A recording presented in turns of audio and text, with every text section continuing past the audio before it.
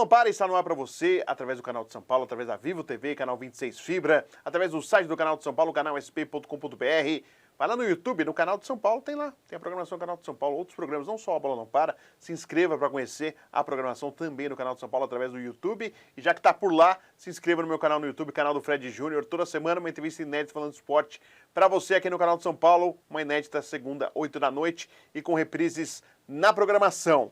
Hoje falando de um assunto importante, ao lado da psicologia, ao lado emocional, né, do atleta, do esportista, principalmente do jogador de futebol, mas com temas importantes. Primeiro, em relação ao racismo, cada vez mais latente, vários casos acontecendo, reações das torcidas contra a torcida, torcida contra jogadores, a gente está vendo cada vez mais na América do Sul e, claro, na Europa a gente vem vendo de forma constante, infelizmente, reação de torcedores contra atletas, né, em relação ao racismo. No futebol brasileiro tem acontecido também, infelizmente, né, e aí, claro, teve até aqui no próprio Bola Não Para, eu já fiz sobre o que é injúria racial, o que é o crime de racismo. Então, tudo isso vem acontecendo e preocupando das reações, né? São seres humanos, o que acontece, é uma pessoa realmente que é racista, é uma reação momentânea, na hora do nervoso, será que vale justificar isso? São vários assuntos que a gente vai abordar aqui e, claro, o lado emocional. Cada vez mais os atletas pedindo aí socorro, né? Sentindo a cobrança do lado do aspecto físico, do lado emocional também, não só o lado físico, o lado tático, técnico, mas o lado da cabeça. Cada vez mais você vendo vários esportistas aí abandonando competições, abandonando o esporte, a sua modalidade, em virtude dos problemas emocionais. Eu estou aqui com o Luiz Manfrinati, que é psicólogo do Sindicato de Atletas de São Paulo, que gentilmente está aqui no estúdio no A Bola Não Para. Luiz, que eu já tive contato virtualmente. Luiz, prazer recebê-lo aqui, tudo bem? Prazer conhecê-lo pessoalmente, tudo ótimo, muito bom estar aqui mais uma vez. Agora, realmente, né, aqui próximo Sim. Muda bastante e é um prazer estar aqui para poder falar um assunto tão importante quanto esse.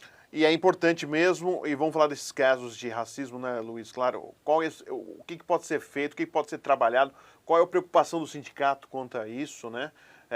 Você respondendo também pelo sindicato no lado da psicologia, porque os casos estão crescendo. E aqui no Brasil também. Nós tivemos o caso do Corinthians e Inter, né? Ficou uma palavra contra o outro, né? Do Rafael Ramos, do Edenilson do Internacional, ex-jogador do Corinthians. O Rafael Ramos, um atleta português que veio ao Brasil, um estrangeiro, e ficou Edenilson acusando de racismo, que teria sido chamado de macaco, e o Rafael Ramos dizendo que não, que falou um palavrão. Na leitura labial não dá para se identificar, tem gente falando, dá para perceber, gente. Eu acho muito perigoso você assumir que dá para, na leitura labial, perceber. Mas houve a detenção do atleta do Corinthians, pagou-se uma fiança e agora o caso está aí sobre júdice, estão discutindo a respeito. Mas vamos falar não só desse caso em si, mas em geral. O que você pode falar desses casos que vem crescendo e do que eu citei na abertura, né? Torcida contra jogador, cada vez mais isso acontecendo e como fica a cabeça do atleta em virtude de tantos casos que vem acontecendo, hein, Luiz?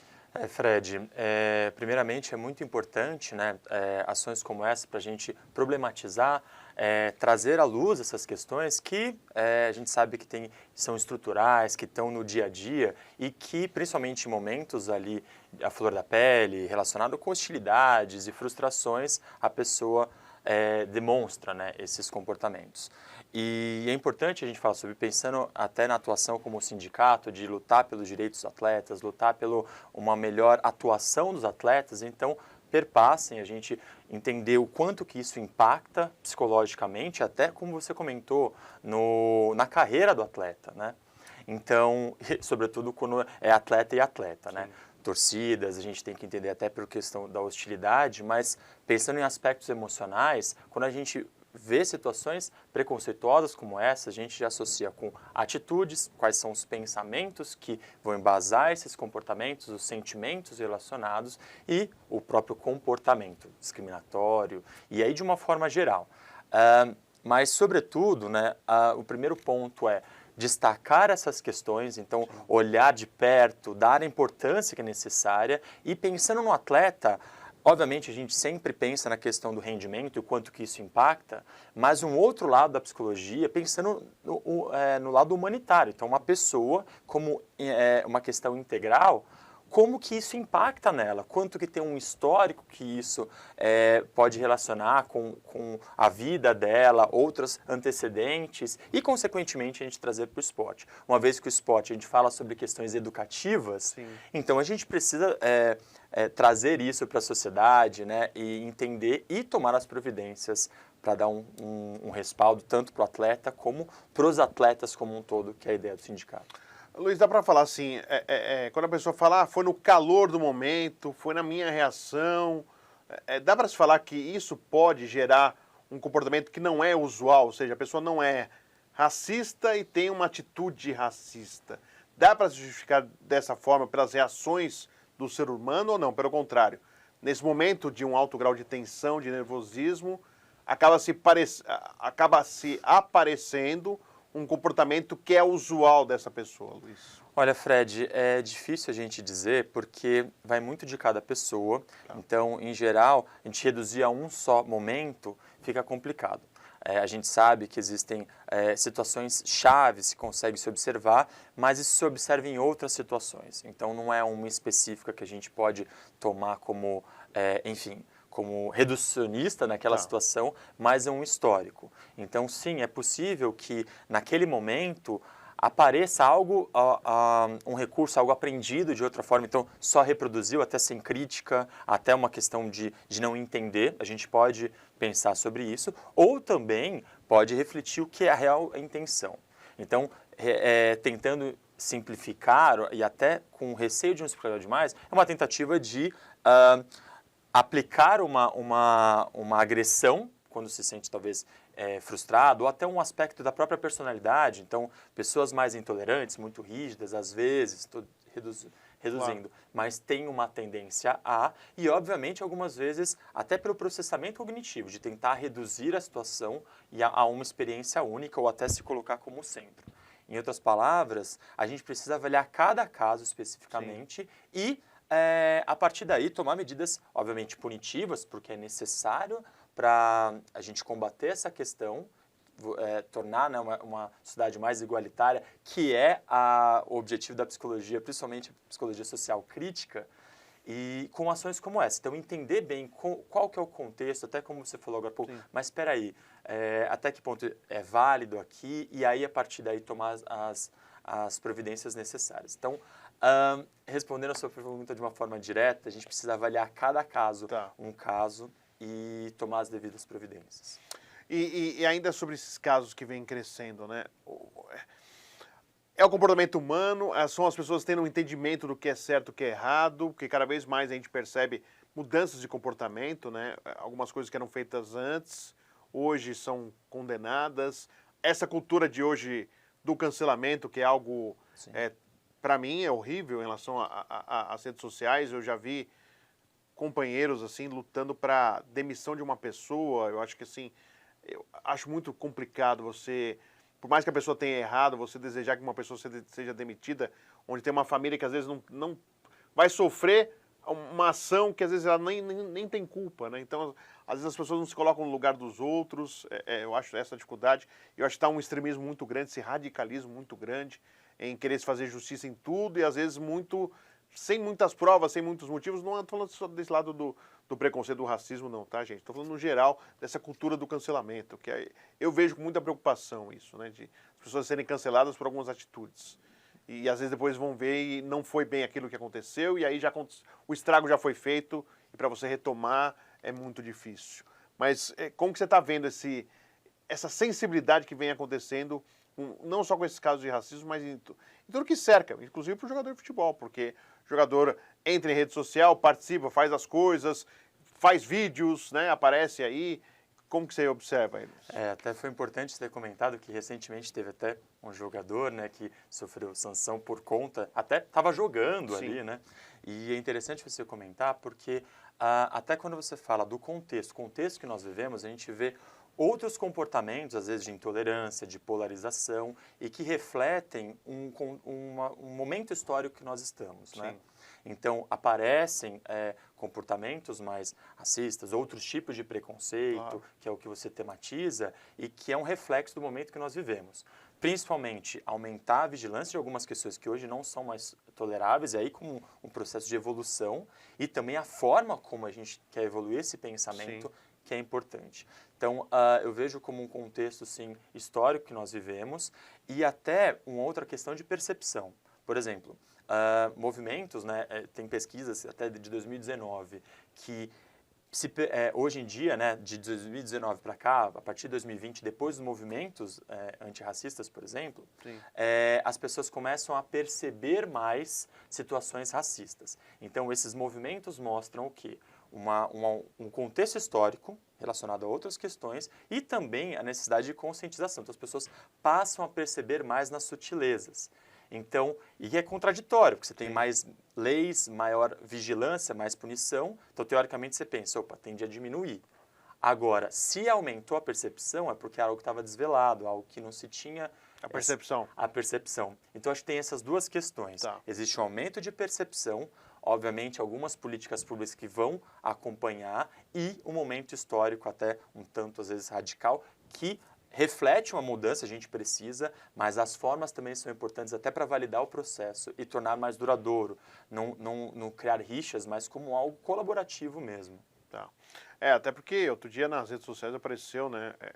Eu não quero misturar política, senão as pessoas hoje está muito polarizado, mas começa o discurso, eu quero dar um esclarecimento e um escurecimento, ou deixar claro ou deixar escuro. Eu uso as duas palavras para não falar que a pessoa está sendo preconceituosa.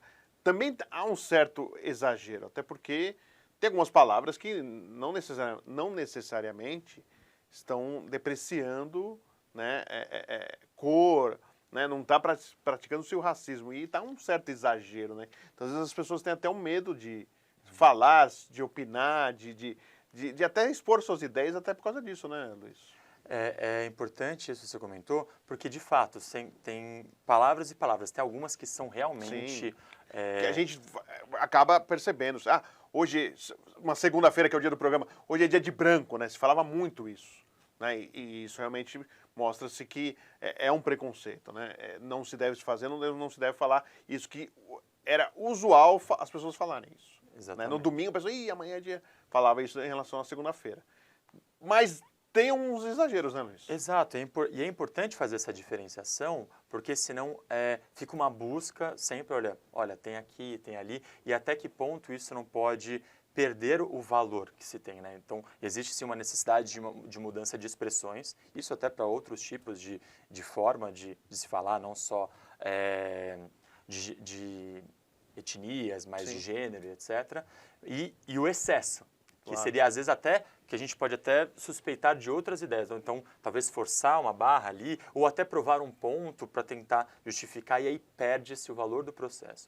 Então, é muito importante isso que você comentou, porque, de fato, tem algumas palavras que a gente precisa rever, sim, e tem outras que a gente precisa até pensar, não, peraí, qual que é um excesso, qual que se perde a questão. E, no fundo, é uma questão de expressão. A pessoa, até o próprio racismo, né, a pessoa entender aquilo, saber controlar as emoções e até, principalmente, depois, se retratar e mudar, é importante. E a gente rever essas formas de se expressar, entendendo qual é o contexto, como você falou, sem extremos, é um caminho, é um ponto importante daqui para frente, o que nós fazemos, então identificamos o que nós fazemos daqui para frente, pensando em desenvolvimento humano, né, e relações interpessoais de uma forma geral. Bacana, nós estamos conversando com o Luiz Manfrinati, que é psicólogo do Sindicato de Atletas do Estado de São Paulo. Vamos ao intervalo aqui na Bola Não Para e já voltamos falando mais ainda dos casos envolvendo ainda racismo, mas também já buscando o outro lado, o lado emocional. Os atletas aí estão pifando na parte emocional e o Luiz, como psicólogo, claro, pode falar a respeito. Já voltamos, vamos ao intervalo aqui no Bola Não Para.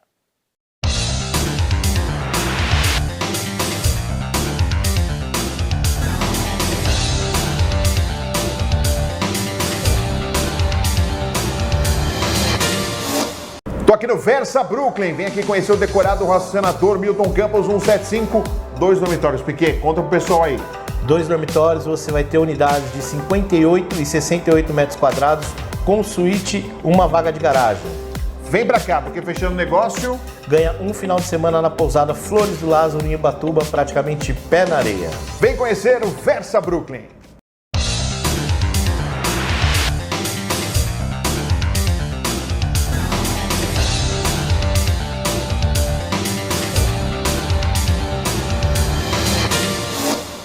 Não Para está de volta para você aqui no canal de São Paulo, canal 26 Vivo Fibra, também pelo site do canal de São Paulo, canal sp.com.br, meu canal no YouTube, se inscreva lá, canal do Fred Júnior, toda semana, uma entrevista nerd falando de esporte para você, tá no YouTube, se inscreva no canal de São Paulo também, o canal de São Paulo tem o seu canal no YouTube lá, com a programação inteirinha lá para você conhecer, né, uma vasta programação do canal de São Paulo. Estou com o Luiz Manfrinati, que é psicólogo do Sindicato de Atletas do Estado de São Paulo. Nossos temas, claro, é o lado emocional, as reações emocionais, né, em relação voltada à psicologia. E a gente está falando do tema racismo, está muito em evidência, infelizmente, né, dos casos, mas felizmente no sentido de policiarmos, ter mais cuidado, ter conhecimento das leis, né, saber o que pode e o que não pode, o que é racismo e o que não é, a sua atitude, como está sendo, é importante também a gente sempre estar bem informado.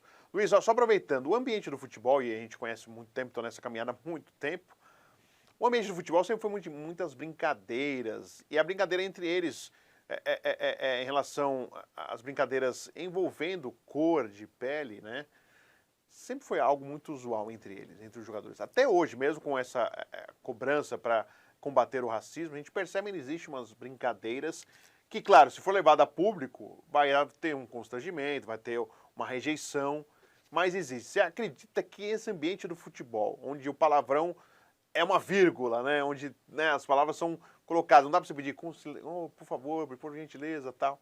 E a brincadeira entre eles, né, eles brincam em relação ao peso, ao tamanho, à cor da pele, eles brincam entre eles, né?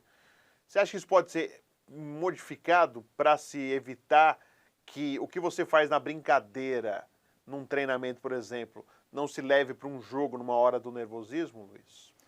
Olha, de fato, a gente observa até essas formas de brincadeira e até pensando na função da brincadeira, descontração, às vezes até um chamar a atenção de uma forma, enfim, mais flexível, a gente tem de ter uma função. O problema são aquelas questões fora de contexto. Então, uma outra pessoa que observa e se sente na intimidade, perde-se o contexto ou acha que em outro contexto pode ser utilizado e até com intenções diferentes. Então, é complicado porque, assim como o futebol, outros esportes e até a sociedade como um todo, alguns comportamentos a gente vai observando que já não são mais toleráveis. Sim. E outros que, enfim, fazem parte ali da cultura.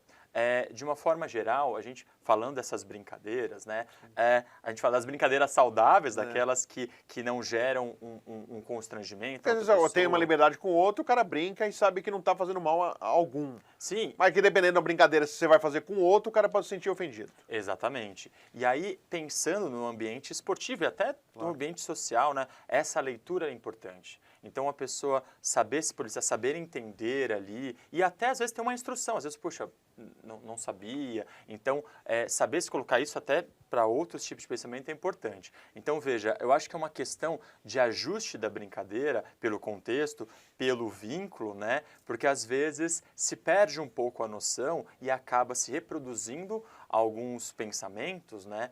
E que hoje em dia já não se aplicam. Então, talvez, obviamente, tem a questão da intimidade, e a gente entende dentro daquele contexto, mas fazer essa diferenciação é importante. Então, não se trata de modificar ali o jeito, mas ter uma conscientização maior. Qual que é o contexto? Qual que é o significado? Como que eu posso fazer de um jeito diferente ali para que não reverbere, não tenha impactos maiores ali, que até atrapalham, saiam do contexto, que é ali... ou seja, a gente não se expressa como a gente gostaria, que é ter uma interação legal. E até o público e privado.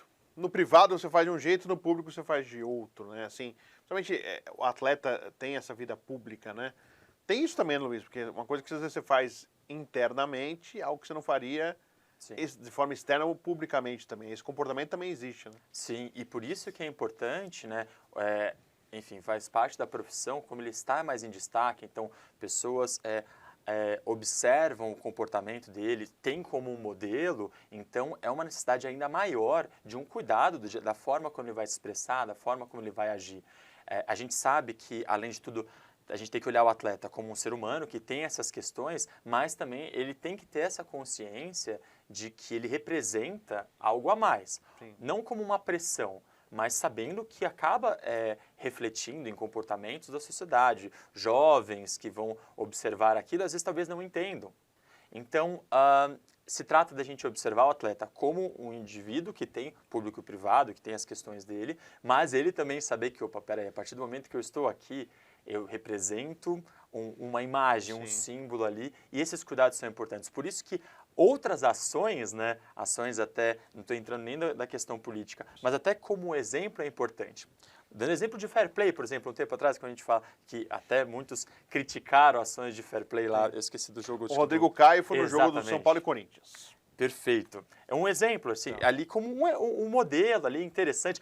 Quebra muito se você for ver a questão do cultural, mas por aí o futebol tem essa questão, mas você vê que foi impactante. Até hoje a gente conversa sobre isso.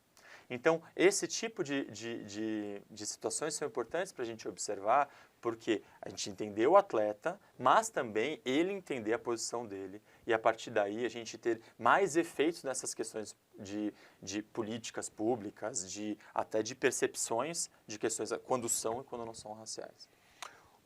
Ainda a questão do racismo, o que o sindicato tem percebido? Os atletas estão mais tendo a iniciativa de poder conversar a respeito, saber mais sobre o assunto, falar sobre reações, o que a gente fala, né?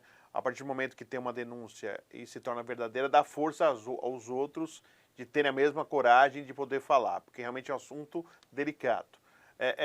E, ao mesmo tempo, em casos que não se comprovem, ou que foi um exagero, isso não pode, de certa forma, intimidar aquele que gostaria até de se manifestar e reclamar num comportamento, num ambiente onde ele não se sinta bem. Como que você tem avaliado aí, Luiz? Olha, isso é um ponto de ação importante do sindicato, porque, obviamente, aqui a gente está falando principalmente do racismo, mas todo tipo de discriminação, todo tipo de algo que cause um desconforto para o atleta, o sindicato vai estar lá querendo dar suporte, querendo dar orientação. Então, esse suporte jurídico é algo que os atletas têm procurado, o sindicato procurando informações, procurando entender mais, né, quais são os direitos, o que ele pode fazer. Então, a gente observa não só na parte de contratos, etc., mas também nessa questão dos relacionamentos. Então, vários tipos de discriminação e etc. Então, o sindicato ele tem algumas estratégias bem estabelecidas. Então, uma delas, a parte de conscientização. Então, nós temos palestras que o assistência social e outros convidados vão até os clubes, né? Muitos são convidados, outra gente se coloca à disposição para falar sobre o assunto. Então, temos sobre questão de abuso sexual no esporte, entre outros que problematizam essa questão como uma ideia de conscientização, como se fosse uma prevenção. E também informações que auxiliam o atleta, opa, vou procurar aqui, entender? Então, isso que eu sofri foi racismo? Então, como que eu posso, o que eu posso fazer? Que atitude que eu posso ter? Porque o grande problema é o silêncio, porque senão a gente mantém. Então, essa é a principal atuação do sindicato, né? Trazer essa conscientização, então, colocar em pauta, e isso como até ação da psicologia, como compromisso social também, e a partir daí, o que você pode fazer para ajudar? Dar os subsídios, dar o suporte mesmo. Bacana. E eu tinha falado do intervalo, para a gente falar um pouquinho em relação ao esporte em geral, né, Luiz? A gente está vendo muitos atletas aí pedindo socorro. Gabriel Medina no surf deu uma pausa. A Naomi do tênis também parou a carreira. A Simone Biles também na Olimpíada acabou dando problemas aí. Neymar reclamando também, né, em relação ao aspecto psicológico. Como que você tem visto esse momento aí, onde o lado emocional sempre fez, né, mas hoje cada vez mais fazendo parte e sendo atuante para o bem e para o mal do desempenho esportivo de um atleta? Eu acho um momento muito importante, porque o problema da questão psicológica, muitas vezes, ela não é vista. A gente tem algumas dúvidas. Você pensa no físico e no técnico, né? Se o cara está praticando o esporte corretamente, jogando bem, e se fisicamente ele está bem. Exato. A que custo que está sendo é importante. Esse olhar de fundo não se tem, a menos que ele fale. E esse espaço de fala era algo que a gente observava que não tinha tanto espaço, não era bem visto, ou ele não era encorajado a falar. Então, quando se começa figuras de referência, né, você quebra um paradigma do que, poxa, mas o cara tem tudo, ganhou tudo, tem uma condição financeira muito boa, tá, mas tem outra coisa que está pegando ali. É que muito se pega, o cara tem dinheiro, o cara é milionário, o cara é famoso, não podia estar reclamando da vida, né? É isso, não poder reclamar, a gente tira uma questão humana ali, mas tem um sofrimento ali. E toda a questão do esporte de rendimento que a gente sabe que, apesar de estar atrelado à saúde, tem muitas coisas com dor. Esporte de rendimento trabalha com dor. Exatamente. Então, esse contexto de figuras, porque antes já se tinha, mas talvez a sensação que dava é que não se permitia. Então, como até um efeito em cadeia para se trazer esse lado humano do atleta e saber que existe um sofrimento. E aí, a partir dessa identificação, você consegue ter medidas para lidar com isso. Até ver o esporte de uma outra forma, o atleta de outra forma e aí poder ajudar. Porque enquanto fica oculto, encoberto, você não tem como acessar, você não sabe como está sentindo, você só tem ideias e não consegue ser preciso, direto. Então eu vejo como um contexto importantíssimo do esporte, algo que a gente já observava, mas que enquanto não se fala, porque é algo que se sente ali, acaba ficando só oculto, fica só para aqueles que estão mais próximos ali e observam. Eu não sei se você assistiu na Netflix, não sei, do Mark Fish, que foi um tenista, né? Hoje ele é capitão da Davis, da equipe norte-americana, e ele estava num estresse tão grande, e ele ia enfrentar o Roger Federer, aquela pressão do tênis, tem que sempre vencer, né? É uma luta contra você mesmo. O tênis é muito mental, né? Não é só parte física e técnica. O tênis sempre foi. Se você não está bem de cabeça, você vai começar a pensar um monte de besteira e vai perder o jogo. E aí mostrou o Mark Fish, ele dá uma pane, dá um síndrome de pânico, e ele ia jogar com o Roger Federer, um grande jogo, não foi, desistiu. E aí foi ver, ele estava com síndrome de pânico, fez tratamento, até hoje ele tem acompanhamento. Assim, chega a realmente casos importantes, extremos, que às vezes parece que com o esporte não existe isso, né, Luiz? Às vezes tenta-se justamente criar uma bolha em algumas situações para manter aquele imaginário, né? E que ações como essas são importantes até para se problematizar. Então eu digo até mais do que questões de crise de ansiedade que são recorrentes e muitas vezes ocultas, até para não virar uma arma contra. Olha, aquele ali desestabiliza, que é um grande problema. Mas nós temos, caso o sindicato mesmo, a gente dá esse suporte psicológico para atletas, principalmente com casos de ansiedade e depressão, que acontecem muito nos momentos de transição de carreira. Sim, esse é o grande problema, né? A transição de carreira. Grande problema, Fred, porque assim, a maioria das transições acontecem não forçadas, né? Ou melhor, aliás, forçadas, Sim. Principalmente relacionadas a lesões, e o impacto psicológico é muito grande. Você cria uma identidade relacionada ao esporte que se quebra. E aí, nesse caso, né, a gente falar sobre a preparação, falar sobre essas questões do atleta é muito importante. Por quê? Porque ele se sentir compreendido, ele sentir, opa, é isso que acontece, abre um espaço para recursos, para alternativas, para ele conseguir, opa, tem uma forma para lidar com, por exemplo, essa crise de ansiedade, tem tratamento. Para psicólogos, por exemplo, dentro do esporte, nós, em alguns casos como esse, a gente faz um direcionamento com o psicólogo clínico, então vira uma equipe ali, porque, do contrário, o atleta até, às vezes se sente sozinho. Poxa, eu não sei o que eu faço, não tenho com quem falar, porque talvez não vão me entender, talvez vão me julgar. Então, falar sobre isso e falar, não, existe isso no esporte, é um primeiro passo para o tratamento dessa questão, uma vez que o esporte pode causar isso nos atletas. Luiz, foi um prazer recebê-lo aqui no A Bola Não Para. O tempo passa rapidinho, mas fica já um convite para uma próxima vez. Claro, esse assunto, são vários temas que geram vários assuntos, mas muito obrigado. Sucesso, bom trabalho para você. Fred, muito obrigado. Prazer todo meu estar aqui com você. É sempre fantástico esse bate-papo e estamos à disposição. Muito obrigado. Valeu. Agradecendo o Luiz Manfrinati, que é psicólogo do Sindicato de Atletas do Estado de São Paulo, participando do A Bola Não Para, que volta semana que vem, sempre falando de esporte para você. Até lá!